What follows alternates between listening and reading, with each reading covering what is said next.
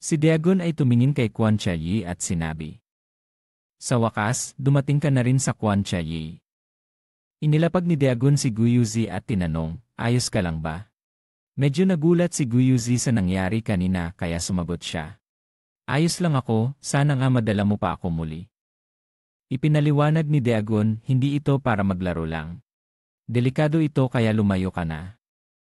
Galit na tumingin si Quan Chayi kay Dagon at sinabi, "Heto ka na, Kuya Dagon, matagal na kitang hinihintay, bagong miyembro ka ng gangko sa highway. Napatumba mo na naman sila, kahit gusto kong ibalik mo ang kaibigan mo muna. Pero kailangan mong managot sa lahat ng nangyari, kaya hindi ko na kaya pang tiisin ito." Binanggit ni Quan Chayi, "Bibigyan kita ng Durian King." Nagsimula ang tsismisan sa buong paaralan tungkol sa away ni Quan Chayi at Kuya Dagon. Ang Kuya Dagon at ang kuya ng Quan Chayi na nasa ikalawang taon ay nag-aaway, hindi ka panipaniwala. Saan ba ito? Mabilis na pumunta ang lahat sa silid-aralan isa tandang bawas isa para panoorin ang laban ni Quan Chayi at Kuya Dagon. Nang marinig ng isang pasaway ang usapan ay nagtanong, "Anong nangyayari?" Maingat na sinabi ni Dagon, "Magkakamali ang lahat ng tao. Nilabanan ko kayo dahil karapat-dapat kayong mapalo. Sinabi ko na gagawin ko ito kung magpapatuloy kayo sa pangongolekta ng bayad." Nasa labas si Manho na nakaupo sa pintuan at sumigaw, "Dagon, huwag kang pabaya, malakas ang lalaking yon." Nang marinig ang babala, dali-daling tumakbo si Dagon para tingnan kung sino ang nagsalita, at si Manho pala yon. Tinanong ni Dagon kung si Manho nga ba yon. Nagpatuloy si Manho sa pagbibigay babala. Mabilis din siya. Hindi pangkaraniwan ang lakas at bilis niya. Kaya niyang tiisin ang mga suntok na parang walang epekto ang mga armas. Sagot ni Dagon, "Alam ko na, pero anong ginagawa mo doon?" Huminga ng malalim si Manho at sinabi, "Hindi ako makagalaw. Kaya huwag mong baliwalain ang payo ko." Nasa ibang antas siya, hindi tulad ng mga taong nasa unang taon na nilabanan natin dati. Nang marinig ang payo ni Manho, tumingin si Dagon ng matindi kay Quan Chayi at sinabi, "Ibang-iba ang enerhiyang inilalabas niya ngayon. Baka dati wala siyang lakas ng loob na lumaban sa akin dahil." "Siguro nga." Hinala ni Dagon. Nakatuon siya ng husto ngayon. Pinisil ni Quan Chayi ang buto sa kanyang kamay at sinabi, "Inaamin kong hindi pa sapat ang aking pagsasanay. Alam kong dapat akong magpatawad sa halip na maging sensi sa isang ordinaryong tao. Pero sa pagkakataong ito, hindi ko kayang patawarin ang mga taong nangahas na hawakan ang mga bagay na hindi dapat hawakan, kailangang pagdanasin nila ang mabigat na kaparusahan. Kaya para sa iyo, Kuya Dagon, ito ay isang kasalanang hindi mapapatawad, walang awa para sa iyo." Tumango si Dagon at sinabi, "Sige, para malaman kung seryoso ka, dapat kong kumpirmahin," sabi ni Dagon habang itinutok ang baril sa ulo ni Quan Chayi. Siyempre, natabunan si Quan Chayi at napalayo, kaya nagulat si Manho na nanonood sa sitwasyon. Anong nangyari? Nagulat si Guyuzi at tinakpan ang bibig. Hindi siya masaktan, paano kaya nanatili siyang buo? Sa silid 1.6, ang sigaw ni Suzy ay napakalakas na narinig pa sa labas ng silid. Sino naman ang nilalabanan niya ngayon at saan? Hawak ni Suzy ang buhok ng isang kaklase. Masakit ang sinabi ng kaklase, laban sa kuya ng 5 tandang bawas 2 na si Quan Chayi, malaki si Suzy. Nagtataka ang kaklase. Hindi ba gusto mong iligtas siya? Nakita ko na napabagsak ang mga tao sa 5 tandang bawas 2, kung si Dagon ang kasama niya, ayos lang yan, sabi ni Suzy. Hindi mo maintindihan, iba si Quan Chayi. Sa insidenteng iyon, kung saan ilang miyembro ng gang sa highway ay inatake ni Dagon habang nangungulekta ng bayad. Pagkatapos, nagpunta siya mag-isa sa gang at pinabagsak lahat ng mga senior na miyembro doon. Isa siyang tunay na halimaw, sabi ng kaklase. Mukhang hilig ni Quan Chayi ang pera, hinala ni Suzy. Palagi kong iniisip kung may paraan para pigilan siya sa pag-atake na ito, tanong ng kaklase. Gusto mo ba akong sakyan? Kaya kong magpaikot-ikot sa buong paaralan. Umakyat si Suzy sa likod ng kaklase para sakyan siya. Sumigaw ang kaklase. Ang bigat naman. Sabi ni Suzy, tumahimik ka at tumakbo na, maliit na daga, sabi ni Suzy habang nagmamadaling tumakbo. Nagulat si Suzy nang makita si Quan Chiayi. Ano? Kahit na tinamaan siya ng ganoon, ayos pa rin siya. Napabagal si Quan Chiayi at inilagay ang kamay sa likod habang nagsabi, ito ang suntok na hindi kayang tiisin ni Isidro, magaling pero wala itong epekto sa akin. Sa puntong ito, tinamaan ni Dagon si Quan Chiayi ng isang malakas na suntok na nagpataboy sa kanya. Tinanong ni Quan Chiayi si Dagon. Alam mo ba kung ano ito? Sabi ni Quan Chiayi habang hawak ang kamay na nagpapakita ng kapangyarihan ng isang bodhisattva at nagpatuloy.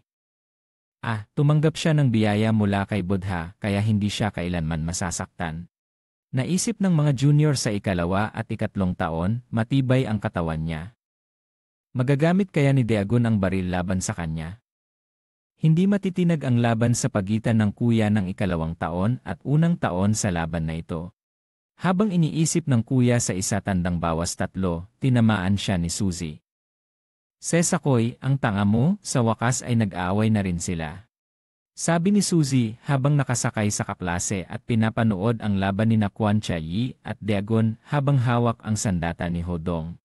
Plano niyang lusubin si Quan Chiayi ng palihim sa dilim, ang biyaya ng Buddha na natanggap mo ay maganda, pero ito ay paghihiganti para sa biglaang pag-atake kanina. Sumigaw si Quan Chiayi, huminto ka. Nagulat ang lahat sa dilim.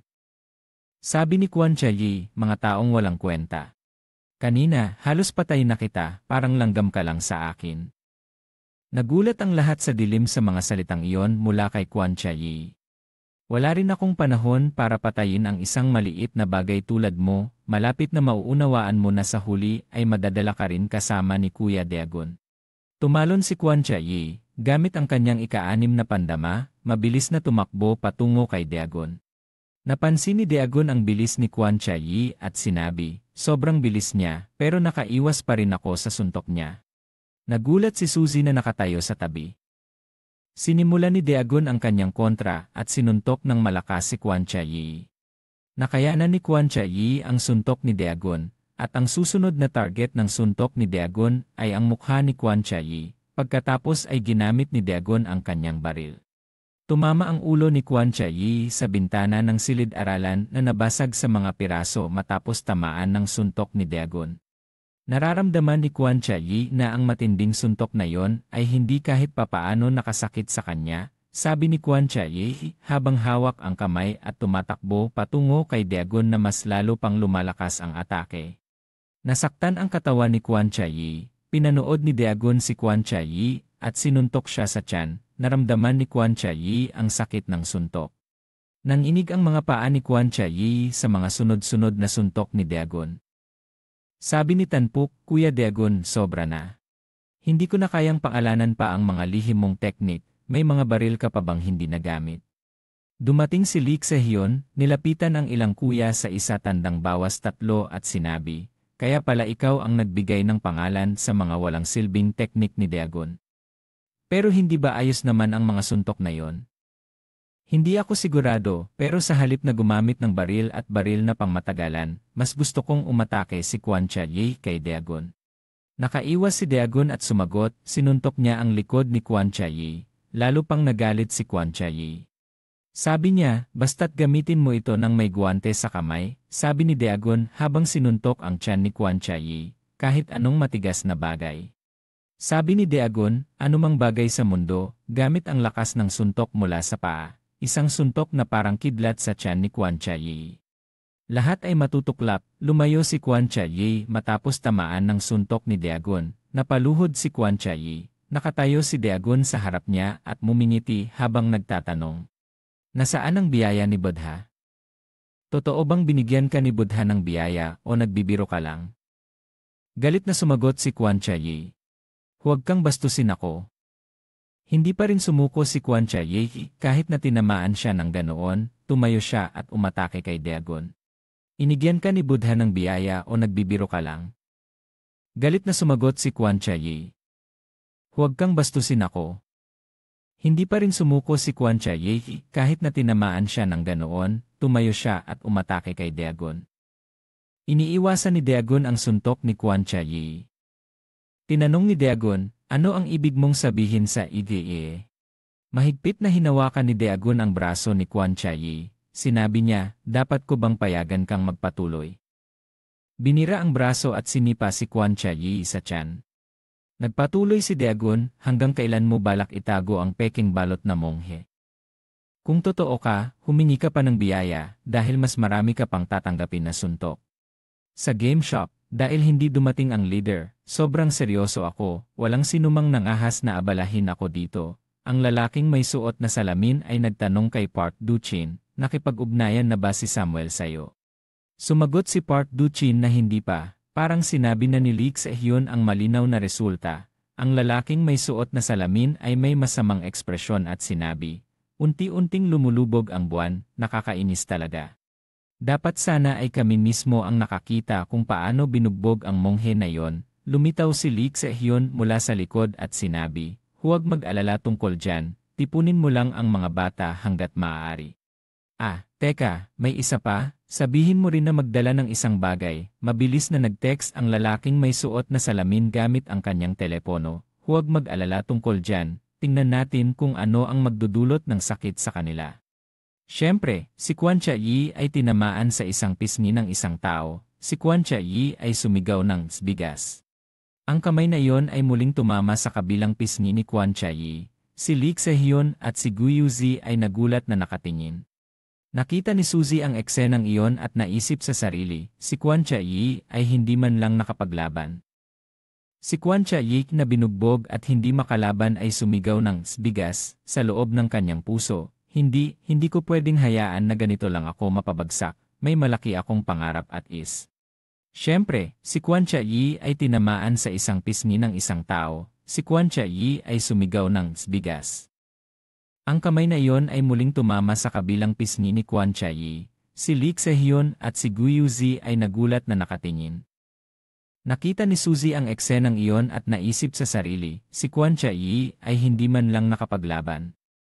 Si Quan Chayi na binugbog at hindi makalaban ay sumigaw ng bigas sa loob ng kanyang puso. Hindi ko pwedeng hayaan na ganito lang ako mapabagsak. May malaki akong pangarap at isang lihim na layunin. Nag-isip si Quan Chayi, habang nakatingin ng malayo na parang walang buhay, sino ba ako? Ang ikatlong henerasyon ng mga anak na lalaki, si Quan Chayi. Tinanong ni Quan Chayi ang sarili, Quan Chayi, anong gusto mo ngayong kaarawan mo? Nag-isip si Quan Chayi at sumagot, gusto ko ng isang Rolex Datejust na relo. Mayroon siyang lahat ng gusto niya, isang anak na lalaki na ipinanganak na may gintong kutsara sa bibig. At isang araw, si Quan Chayi ay naliligo sa banyo. Tumingin si Quan Chayi sa drainage na puno ng buhok at sinabi, bakit ang dami ng buhok? Barado na naman ang tubig, hindi ba't hindi propesyonal ang trabaho nila? Ang buhok ni Quan Chayi ay nahulog ng paunti-unti. Tiningnan niya ang kanyang kamay na puno ng buhok at naisip, isang hindi komportableng pakiramdam ang dumating. Lumabas si Quan Chayi at sinabi sa sarili, ako, ikaw. Nagulat si Quan Chayi. Tiningnan niya ang kanyang kamay na puno ng buhok at naisip, isang hindi komportableng pakiramdam ang dumating. Lumabas si Quan Chayi at sinabi sa sarili, ako, ikaw. Nagulat si Quan Chayi nang makita ang buhok sa ulo ng sarili niya. Noon ay naipaliwanag na ang lahat ng kanyang mga pagdududa. Para sa isang perfectionist na tulad niya, na hindi kilala ang kahulugan ng pagkukulang, ito ay napakahirap, napakabigat para sa kanya. Hindi pa siya nakasisikat ngunit akala niya ay ginto na siya. Pinukpok ni Quan Chayi ang mesa at sumigaw, bakit hindi ko mapanatili? Ang buhok ay bumagsak sa balikat ni Quan Chayi, at tumingin siya sa sahig na puno ng buhok at sumigaw, paano ito nangyari? At isang araw, tila sa dilim ng kawalang pag-asa ay may bahagyang liwanag. Ngunit ang problema ay kailangan ng pera para sa transplant ng buhok, napakaraming pera. Ngunit para sa isang anak na lalaki ng ikatlong henerasyon, hindi problema ang pera para kay Quan Chayi. Masigla niyang binuksan ang pinto at sumigaw, Ama. Nagulat si Quan Chayi nang makita ang mga tao sa paligid ng kanyang bahay at nakita ang kanyang ama na nakaluhod sa sahig. Tinanong ni Quan Chayi, Ama, umuwi na ba kayo? Malungkot at puno ng pagsisisi ang tinig ng kanyang ama, patawad anak, patawad. Nalula si Quan Chiayi, ang pakiramdam ng pagkawala ng lahat, para sa kanyang ama ay parang impyerno sa lupa. Kailangan niya ng isang espiritual na sandigan. Sa panahong iyon, ang Budismo ang tanging nagbigay sa kanya ng lakas. Nagpakalbo siya kahit gaano man ito kasakit para sa kanya, naunawaan niya ang kaisipan ng walang pag-unawa. At muli niyang naramdaman ang kapayapaan sa kanyang isipan, hindi na siya nababahala sa pagkawala ng kanyang buhok. At isang araw sa silid, tumingin si Quan Chiayi sa malawak na langit. Nakunot ang noo at nakatingin ng mabuti, ang kaisipan ng walang pag-unawa, ang kaisipan ng walang pag-unawa. Suot ang isang makinang na relo, mahigpit niyang niyakap ang kanyang kamao na puno ng ugat at sinabi, ang tao ay parang isang puno. Pagkatapos, malakas niyang pinukpok ang puno at sumigaw, huwag kang maging ganito. Nakunot ang noo ni Quan Chiayi at sinabi, para sa akin, si Quan Chiayi, ang pag-iisip na hindi maintindihan ang lahat ng gusto ko, tungkol sa buhay, hindi ko pwedeng hindi mag-alala. Lumipas ang panahon, nakapasok siya sa mataas na paaralan kung saan maaari kang kumita ng pera kung marunong kang makipaglaban. Sino ang makakatalo sa isang tao na may pusong puno ng kawalang pag-asa tulad niya? Matapos niyang dominahin ang buong taon sa isang iglap, pinapalago niya ang pera. Habang inaasam ang pagbabalik sa marangyang buhay, malapit na, hinihintay niya ang araw na yon. Biglang nabasag ang salamin sa harap ni Quan Chiayi. Ang gumawa nito ay si Dagon na malakas na pinukpok ang salamin hanggang sa ito ay mabasag. Nagulat si Quan Chiayi at naisip, hanggang sa dumating ang taong ito, tumakbo siya at niyakap ang mga binti ni Dagon. Nagulat si Dagon nang makita si Quan Chiayi na mahigpit na niyayakap ang kanyang mga binti. Tahimik na tumingin si Dagon kay Quan Chiayi at sinabi, sandali lang. Napangitim ang mukha ni Quan Chiayi, kung makakakuha lang ako ng kaunti pa, tapos na ang lahat. Sa isang iglap, ginamit ni Quan Chiayi ang kanyang mga paa para yakapin siya at bumagsak. Ngunit hindi bumagsak si Dagon, sa halip ay ginamit ang kanyang mga paa para itulak si Quan Chiayi palayo. Naipit si Quan Chiayi sa pader ng mahulog. Sinabi ni Dagon, may lakas ka pa pala para magpumiglas. Masakit at hirap na sumagot si Quan Chiayi, hindi lang kaunti ang lakas ko. Pagkatapos ay bumangon si Quan Chiayi at sinabi, ngayon ay puno ako ng lakas na hindi ko pa naramdaman dati. Tahimik na tumingin si Dagon at sinabi, hindi mo kailangang magpakabastos ng ganito, kung babayaran mo lang ang perang ninakaw mo. Hindi na maulit ito, patatawarin kita, sa huli, ako rin ay mapagpatawad. Naggangalit na sumagot si Quan Chiayi, anong kalokohan ang sinasabi mo? Kailangan ang pangumolekta ng pera para sa lahat, iyon ang dahilan. Nakatago si Guiyuzi sa likod ng pinto at nagtataka sa nangyayari. Ano kaya ang sasabihin niya ngayon? Nakatago rin si Chu Gongmin sa likod ng pinto na nakabuka ang bibig. Oh, gising na pala, may dalawang tao pa sa magkabilang gilid. Si Chu Gongmin ay masakit na niyayakap ang mga binti at lumalapit na nagagalit, putang ina, lumipat ka ng kaunti. Nagulat si Chu Gongmin nang makita si Quan Chiayi. Quan Chiayi, ayon, sa wakas ay naabot niya ang estado ng kaliwanagan ng isip. Nakunot ang noo ni Quan Chiayi, hawak ang isang saging sa isang kamay at pinipilit ang lakas sa kabilang kamay, ipapakita ko sa iyo ang tunay na dahilan, ang tunay na kapangyarihan, magsisimula na ngayon. Nanginig ang labi ni Quan Chiayi at sinabi, piliin ang pinakamahalaga. Biglang maraming kamay ang sumalubong sa harap ni Dagon, sumigaw si Quan Chiayi, 10,000 kamay. Ang mga kamay na yon ay agad na umatake kay Dagon. Nakunot ang noo ni Dagon at naisip, kahit hindi niya alam ito ang kanyang tunay na estado. Itinulak ni Chu Gongmin ang kanyang salamin at sinabi, 10,000 kamay ni Guanyin, ang bodhisattva na nagligtas sa mga nilalang gamit ang kanyang maraming kamay. Dagon, hindi mahalaga kung gaano kakalakas. Biglang maraming kamay ang sumalubong sa harap ni Dagon, sumigaw si Quan Chiayi, 10,000 kamay. Paano haharapin ng tao ang libu-libong kamay na patuloy na sumusulong? Siguradong mamamatay siya, hahaha.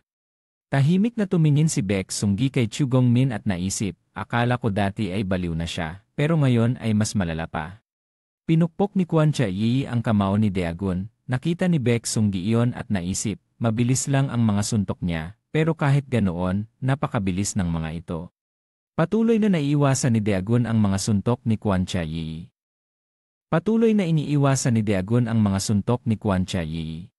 Sumigaw si Quan Chia sa mga kamay sa harap niya, "Tanga kang kriminal, bakit hindi ka pa nagigising?"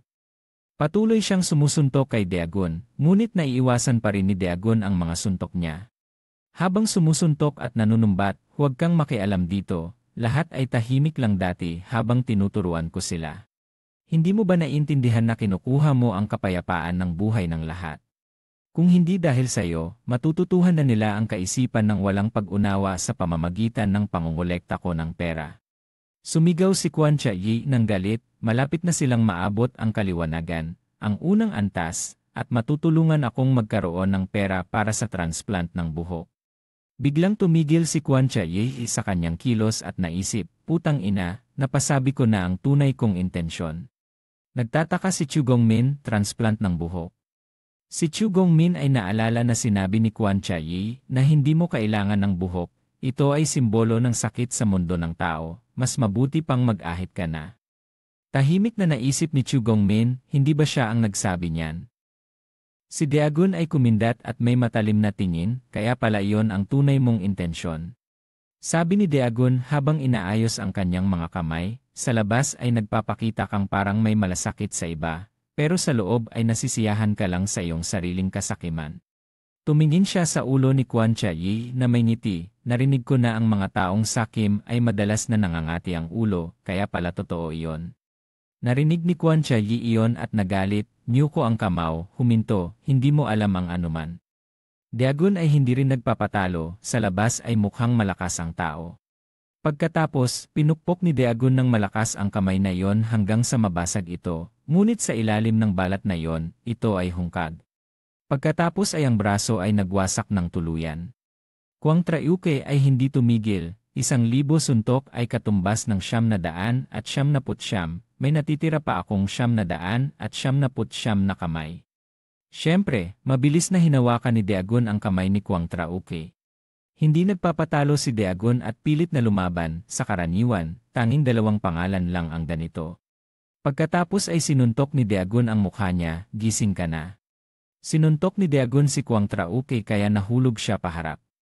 Hindi pumayag si Quang Trauke, iniisip sa sarili, hindi pwedeng matapos ang lahat ng ito ng ganito lang.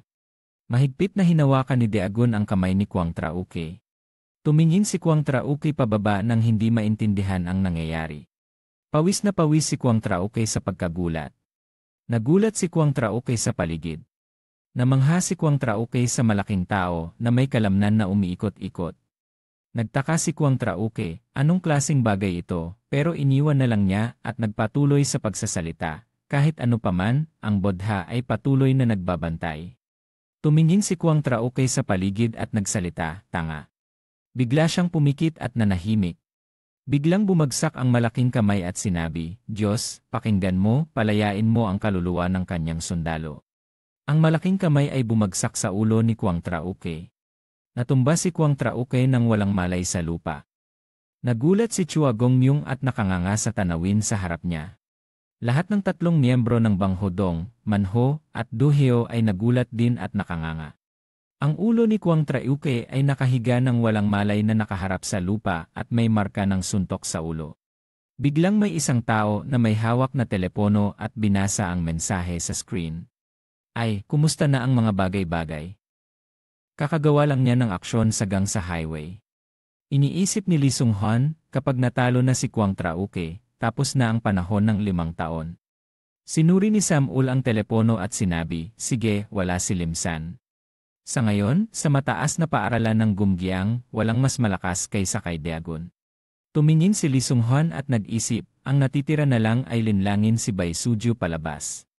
Humanga si Bai Suji, "Dagon, hindi ka panipaniwala na natalo niya si Trauke, gaano kaya siya kalakas?" Humanga si Bai Suji, "Dagon, hindi ka panipaniwala na natalo niya si Trauke, gaano kaya siya kalakas?" Tumingin si Bai Suji sa 2 babae sa likod na patuloy na pumupuri kay Dagon. "Ah, ang galing niya, ang lakas ng mga kamay niya, ang katawan niya ay napakaganda, talagang para sa kanya yon." Nakita ni Bai Suji ang mga suntok na nakakatakot, bakit hindi pa sila alis? "Umuwi na kayo sa klase." Natakot ang 2 babae at sumunod, "Opo." Tumingin si Baisuji sa likod at nagmura sa sarili, nakakainis, ang mga babaeng iyon ay talaga namang nakakainis. At isang araw na puno ng swerte at kapayapaan. Sa labas, si Lee Sung-han ay kumaway, "Kumusta, Samul?" ikalimang miyembro ng gang sa highway. Tiningnan ni Samul si Lee Sung-han at tinanong, "Bakit ka nandito?" Tinanong ni Lee Sung-han ang kalagayan, "Sigurado akong malapit ka sa gang sa highway, hindi ka ba nakakaramdam ng pag-iisa?" Hindi sumagot si Samul, "Huwag mo nang banggitin ang malas, nakakainis ka." Tinanong ni Lee Sung-han, "Matagal ka na bang espiya doon?" Sumagot si Samul at tinanong si Lee Sung-han, "Sige na, nakipag-ugnayan na ako sa gang ng Red Blood, kumusta ka naman?" Linaw ni Samul, "Tungkol ako sa paraan kung paano mo linlangin si Baisuju palabas." Banayad na itinulak ni Lee Sung-han ang salamin ng pinto. Madali lang iyon, gusto ni Baisuji si Dagon, alam mo na." Nagulat si Samul at nagtanong, "Ano nang ibig mong sabihin?"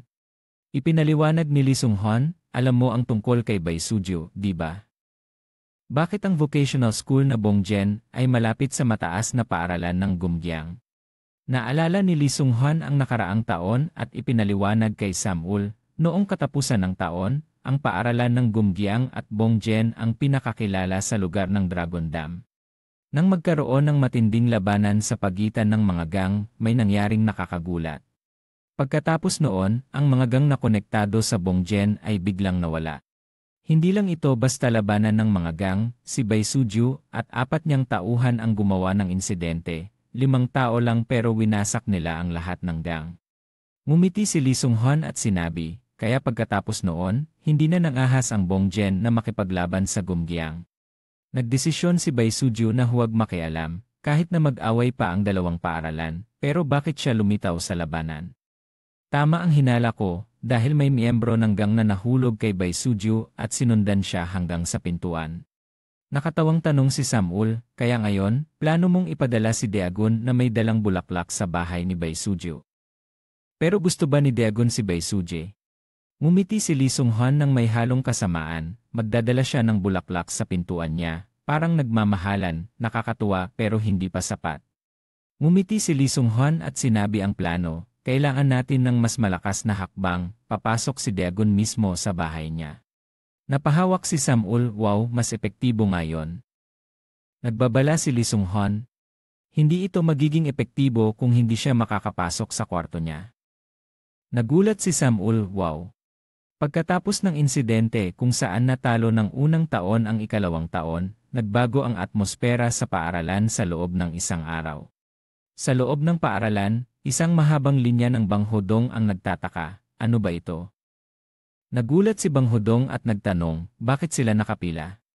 Lumaganap ang impluwensya niya sa buong lugar. Sa madilim na sulok, nag-usap ang mga tao, "Narinig mo ba ang nangyari sa paaralan? Natalo ng unang taon ang ikalawang taon. Wow, gulo na naman, nakakainis ang mga nanggugulo, isang paaralan na parang digmaan, nakakainis." Sa silid-aralan isa, may malakas na tawag, "Manho." Nilagay ni Manho ang kamay sa bulsa at tumingin sa likod na nagtatanong, "Bakit ka nandito?" "Sabi mo pupunta ka sa tindahan." Masaya si Manho at nagtanong, "Alam mo ba ang nangyayari ngayon?" Sagot ni Banghodong, "Lahat ng estudyante ng unang at ikalawang taon ay sobrang maingat sa atin. Hindi, alam mo, dahil kay Dagon." Masaya si Banghodong, "Ngayon tayo ang pinakamakapangyarihan sa paaralan." Biglang nagulat si Banghodong nang makita si Dagon na nakaupo sa upuan. Tinanong ni Dagon si Banghodong, "Bakit parang masaya ka?" Hindi yon, natigilan si Banghodong. Tinanong muli ni Dagon, "Ano naman?"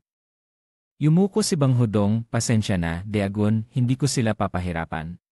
Nagtaka ang mga tao, pero si Dagon sa ikalawang taon ay hindi lang sa Bangsari, kundi pati na rin sa Bangtanhuit, kailan ba sila nawala? Sagot ni Banghodong, "Sa tingin mo ba lalapit pa sila sa paaralan?" Siguro natatakot sila kay Dagon kaya hindi na pumapasok. Itinutulak ni Dagon ang salamin ng kanyang salamin, "Wala na akong oras para mag-aral, mas mabuti nang umalis na sila." Sumilip si Manho at nagtanong, "Dagon, tanong ko lang, ang target mo ba ay si Park Seung-hyun sa ikatlong taon? Narinig ko na matagal na siyang hindi pumapasok." Walang nakakaalam kung nasaan siya, maliban kay Park Seung-hyun. Kailangan ko bang utusan si Park Seung-hyun na magsalita? Napailing si Bang Hodong, kung ikaw ang tatanungin, siguradong gagal ka. Biglang may nagsabi, tama. Sumilip si Lik Sung-hwan at mumiti, ano ang pinag-uusapan nyo? Daegun, saan ka nang galing? Tahimik ang paligid ng paaralan. Nagbigay ng mungkahi si Lik Sung-hwan, kung ganoon, madali lang, lapitan mo si Park Seung-hyun at sabihin mo sa kanya na magsalita. Tumutol ang iba, paano mo siya lalapitan? Sinasabing siya ang reyna. Sigurado akong gagaha sa kanya kapag nilapitan mo siya. Sumang-ayon si Bang Hodong, tama iyon. Sa loob ng yakap, tumingin si Ara kay Park Uri at nagtanong, hindi ba malapit sila ni Park Uri? Nang marinig iyon ni Park Uri, nagalit siya at pinagsabihan, manahimik ka, hindi ko gagawin yon. Pinalakpak si Lik Sung-hwan at nagbigay ng mungkahi, naisip ko ang isang magandang ideya, bakit hindi tayo magdaos ng isang outdoor na party para kay Baby Cute? Para ipagdiwang si Daegun bilang bagong leader, tama ba? Parehong natuwa at sumuporta si Young Min at Bang Hodong nang marinig iyon. Eksakto, napakagandang ideya. Si Manho ay nag-isip at tumango bilang pagsang-ayon, Baby Cute, ang sinabi mo ay maganda, dapat din tayong mag-ensayo. Itinaas ni Daegun ang kanyang salamin at nagsalita, ang ideyang ito ay sobra, hindi ko gusto, biglang may nagsalita, paano naman ang tsaa? Masiglang sinabi ni Bang Hodong, bagay na bagay ang tsaa sa karne, sa loob, natakot si Daegun at umatras, tinuro si Bang Hodong bilang babala. Hoy, si Daegun ay nakatingin dyan, mukhang ayaw niya niyan. Si Daegun, 20 taong gulang na empleyado ng Patham sa convenience store, ang tsaa ang tanging kaibigan na tumutulong sa kanya na mawala ang pagod sa isip at katawan. Si Daegun, 17 taong gulang na estudyante, tahimik na nag-isip, tsaa at karne, pero sobra na yata ito.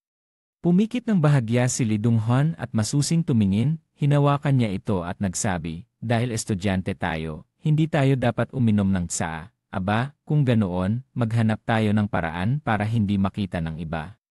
Itinaas ni Daegun ang kanyang salamin at sinabi, kung ganoon, lahat ay dapat pumunta, walang dapat absent. Okay, sa tingin ko kailangan ko rin ng konting karne para sa kalusugan, dapat ba akong pumunta?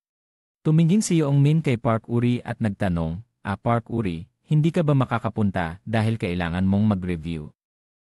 Mabilis na sumagot si Park Uri. Pupunta rin ako, dagdag ni Young Min, may practice ka ba? Mabilis na tugon ni Park Uri, sinabi ko na pupunta ako. Hinawakan ni Bang Hodong ang balikat ni Young Min at malapit na sumigaw, Young Min, mag-ingat ka, baka hindi mo kayanin, natakot si Young Min at mabilis na nagtanong tungkol kay Park Seung-hyun, paano naman si Park Seung-hyun? Umiti si Lee Dong-hwan at sagot, huwag mag-alala, tatawagan ko siya. Hintay lang, sa kalangitan ay napakaraming kumikislap na mga bituin. Sama-samang sumigaw ang lahat, sayang, si Baby Cute pa rin ang pinakamahusay, sabi ni Young Min. Hindi ako makapaniwala na may ganitong lugar, pinili ni Lee Dong-hwan ang perpektong lugar. Sa mesa ng inihaw na karne, nagtanong si Young Min, bakit hindi pa dumarating si Minsu? Sagot ni Lee Dong-hwan, sinabi niya na may kailangang gawin sa paaralan. Nang marinig iyon, masiglang sabi ni Young Min, sayang, tayo lang ang makakakain nito, wow, tingnan ang kulay, ang sarap. Masusing tiningnan ni Daegun ang mesa ng inihaw na karne at tahimik na naisip, sa huli wala pa ring tsaa, ayos lang, mas mabuti iyon dahil estudyante ako ngayon. Umupo sa kanan ni Daegun ang isang babae at nagsabi, Daegun, gusto mo ba ng karne? Bahagyang tumango si Daegun at sagot, ganun ba, sabi niya, pareho tayo. Napangiti si Park Uri at sabi, walang tao dito na ayaw ng karne, ito ay paborito nating lahat. Umiti ang babae at sagot, o ganun ba, hehe, hindi ko alam. Tinakpan ni Park Uri ang kanyang bibig at tahimik na nagtanong, bakit siya nandito? Sagot ni Young Min, hindi ko alam, si Lik Sung-hwan ang tumawag sa kanya.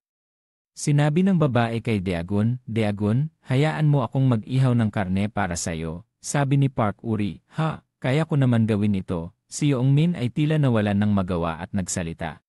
Kumain si Park Uri dito, sabi ni Bang Hodong, hayaan mo siya, sabay nating ubusin ang karne, masaya yon. Tumawag si Manho, Young Min, Bang Hodong, hindi ito ang tamang panahon para pag-usapan iyon. Kailangan nating magtuon sa bagay na ito. Ito ay pagkakataon para mag-ensayo. Nagtataka si Yongmin, ano? Habang nagpa-practice at nagtuturo si Manho, gamit ang parehong kamay at iniihaw ito ng ganito, dapat ninyong obserbahan ang magkabilang panig. Ito ang pinaka-basic na kailangan ninyong matutunan. Ngunit bago pa siya makapagsalita ng higit pa, binunot siya ni Park Uri sa mukha at sinigawan, buksan mo ang mga mata mo, ibigay mo sa akin. Ako ang mag-ihaw nito, Manho, kulang ka sa konsentrasyon. Nagulat si Daegun at tumingin. Masusing tinignan ni Daegun ang babae sa kanan niya na nagsasalita ng mabilis, iniisip niya, tama ang ginagawa niya, susubukan ko. Nakita ni Daegun ang isang itim na supot sa kabilang mesa at naisip, parang alak iyon. Kinuha ng babae ang isang peres ng chopsticks. Inilapit ang piraso ng karne kay Daegun at sabi, Daegun, kainin mo, bahagyang tumugon si Daegun, salamat. Nakita ni Park Uri iyon at ginaya, Daegun, mas masarap ito, buksan mo ang bibig, sabi ni Yongmin na nagulat, akin pa yon. Nagsalita si Lik Sung-hwan upang ayusin ang sitwasyon, marami pa, dahan-dahan lang tayo sa pagkain, nawala nang magawa si Yongmin at sagot, hindi sa dami, totoo yon. Biglang naalala ni Yongmin, kumusta na si Park Uri, tinawagan mo na ba siya? Umiti si Lik Sung-hwan at sagot, siguro darating siya agad. Nang marinig iyon, dumating si Park Uri at nagreklamo, bakit palagi mo akong tinatawagan? Namula si Park Uri at nahihiya, hindi pwedeng wala ang reyna sa pagpapakilala sa bagong hari, pumunta ako dahil wala akong ibang pagpipilian. Nagulat si Yongmin nang makita si Park Uri at nagtanong, dumating siya talaga, paano mo siya napatawag ng 2 beses? Naiisip ni Lik Sung-hwan, syempre, wala na siyang ibang pagpipilian. Naalala ni Lik Sung-hwan ang nakaraang pag-uusap ni Ara at ng kaibigan nito, alam mo ba, dinala rin ni Daegun siya sa bahay. Paano naman niya nagawa iyon? Naiisip ni Lik Sung-hwan, alam ko na si Ara sa klasiko ay gusto rin si Daegun sa silid-aralan ng ika-6 na baitang. Nagulat si Park Uri at nagtanong, bakit? Ang party para kay Baby Cute? Bakit ako pupunta? Sagot ni Lik Sung-hwan, para lang ipagdiwang si Daegun. Naiisip ni Park Uri, gusto ko talagang pumunta. Nahihiya si Park Uri at nagtanong, talaga ba, bakit ko siya dapat ipagdiwang? Biglang sinabi ni Lik Sung-hwan, pupunta rin si Ara sa party. Nagulat si Park Uri at sunod-sunod na nagtanong, paano? Si Ara, babae ba siya? Sino siya? Kung nasa klase mo siya, siguro marami siyang kwento, bakit siya pupunta? Sagot ni Lik Sung-hwan, wala naman siyang espesyal. Biglang sinabi ni Lik Sung-hwan, pupunta rin si Ara sa party. Nagulat si Park Uri at sunod-sunod na nagtanong, paano? Si Ara, babae ba siya? Sino siya? Kung nasa klase mo siya, siguro marami siyang kwento, bakit siya pupunta? Sagot ni Lik Sung-hwan, wala naman siyang espesyal. Sinabi ni Lik Sung-hwan ang isang bagay na ikinagulat ni Park Uri dahil gusto niya si Daegun. Sabi ni Lik Sung-hwan na si Daegun ay nakatuon sa pag-aaral ng Ingles, maaaring nagpalitan sila ng mga takdang aralin. Mas masaya kung pupunta ka rin, mabilis na sumagot si Park Uri, pupunta ako. Dahan-dahang lumapit si Park Uri sa mesa ng inihaw. Naiisip ni Park Uri, bakit sila dalawa ay naupo sa magkabilang gilid at napakaayos pa ng pagkakaupo niya. Sabi ni Lik Sung-hwan, Suzy, umupo ka rito, ngumiti siya ng masaya. Kumusta, Suzy? Malamig na iniiling ni Park Uri ang kanyang buhok at malamig na bumati. Kumusta? Nagwabing masaya si Lik Sung-hwan at ipinakilala ang sarili, masaya akong makilala ka. Napaisip si Park Uri, siya ay simpleng babae.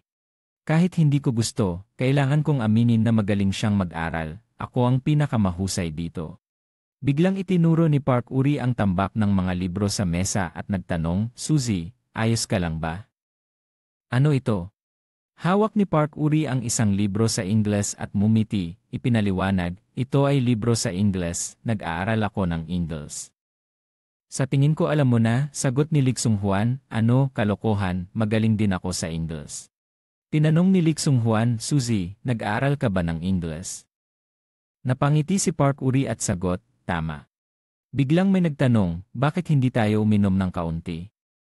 Narinig ni Liksung Juan at sinabi, sandali lang, dadalhin ko agad. Hawak ni Liksung Juan ang 2 baso at sinabi, kumpleto na tayo, mag-toast tayo para kay Dagon, pero kung inom tayo ng normal, hindi ito magiging masaya.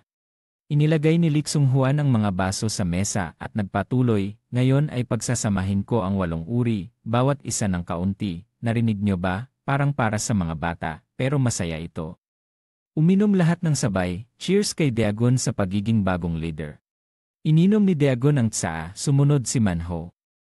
Ininom din ni Liksung Juan, pati si Ara ay umiinom kasama ng lahat. Tahimik na tumingin si Dagon pababa, matagal na niyang inaasam, pero mukhang ordinaryo lang ang tsaa na ito. Si Manho ang nagsalita, ako rin, si Ara ay nagsabi rin, ako rin, si Park Uri ay agad na nagsabi, ako rin, si Yoongmin ay sumunod din, wala nang iba pa. May nagtaka, wala pa bang lasing, totoo ba na pinili mo silang magkakasama, sabi ni Liksung Juan.